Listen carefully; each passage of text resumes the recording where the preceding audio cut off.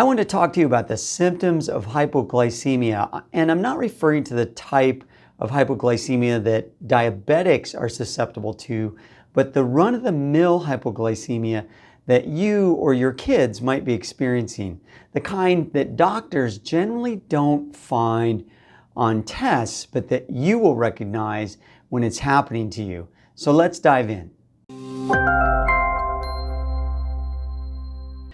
Hi, I'm Dr. Stephen Wangen, the founder and medical director of the IBS Treatment Center. Millions of people around the country experience hypoglycemia every day. Now, hypoglycemia happens when you notice that your blood sugar is dropping and that something is changing in how you feel or how you're behaving. So other people might also notice that something is changing, or might notice before you do, like when a parent notices a change in their kid's behavior because they're getting hypoglycemic. So let's look at the top 5 symptoms of hypoglycemia. Number 1, irritability or mood changes. Now, low blood sugar often makes people feel unusually anxious, cranky, or even aggressive. And this is probably the most commonly recognized change that you'll pick up on either in yourself or in others. We even have a word for this now that we didn't have when I was younger. It's called hangry, right? Hangry is a real thing, although eating a candy bar to solve it is probably not the best way to deal with it, in spite of what you may have learned on TV commercials. Number 2, hunger. You might have a very strong craving for food when you're hypoglycemic, particularly for something sugary or carbohydrate rich. And that can be a quick fix, but eating more protein earlier in the day would be better for helping to mellow those wild roller coaster rides with your blood sugar. Now, parents around the country probably recognize this in their kids and often carry snacks for emergencies, right? But it can happen to adults as well. And I experienced this a lot all the way into my 30s before I discovered what was causing my hypoglycemia. And I would get really irritable too. And I've always had to have food on hand and had to eat about every 2 hours until I figured things out, and now I do a lot better.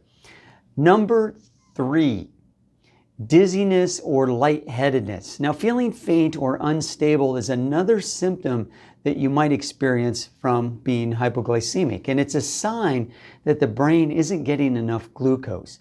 I used to get this symptom too, but I would fight it so hard that I didn't really recognize that it was happening or that it was a problem until it was gone.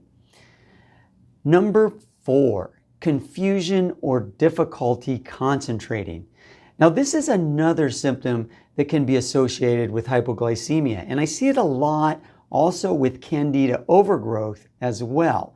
And I had both those things when I was younger, so it was a double whammy. Now, a lot of people compensate for this, like I did, by just trying really hard to focus and to eat all the time. And I would get away with this and got away with it for a long time, but I didn't know how bad it was or how much effort I was putting into fighting this until I no longer had it, until the brain fog was gone. All right, number 5, sweating.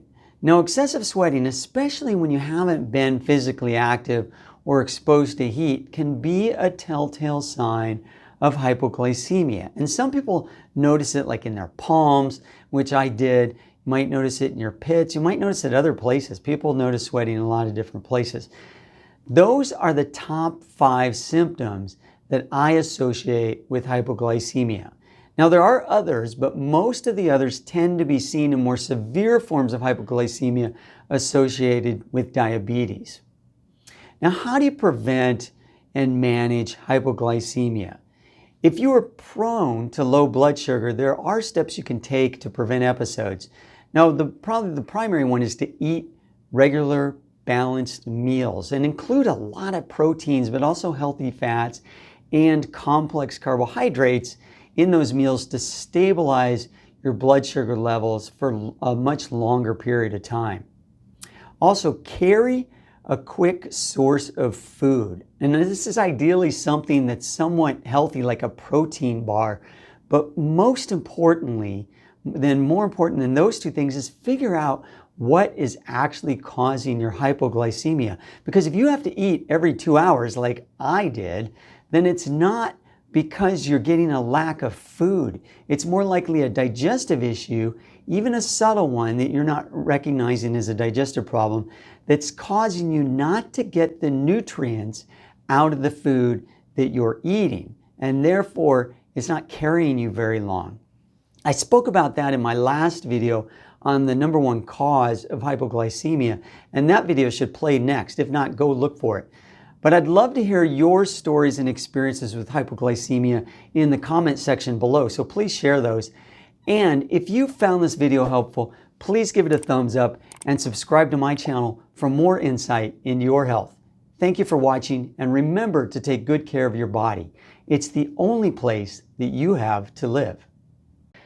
Thank you for watching. We create informative videos like this weekly. So if you enjoyed it, please help our channel by sharing a screenshot or the link to the video on Facebook or Instagram or your favorite social media. And be sure to tag me wherever you post and let me know what you liked about the video and what topics you'd like me to discuss in the future. If you visit our website at ibstreatmentcenter.com, we're currently offering a free ebook on how to beat IBS, so be sure to check that out. It's time to take control of your digestive problems and get your life back. I'd also appreciate it if you could subscribe to our channel here, like this video, and leave a comment or question below. I'll do my best to read and respond to all of them. Thank you, and until next time.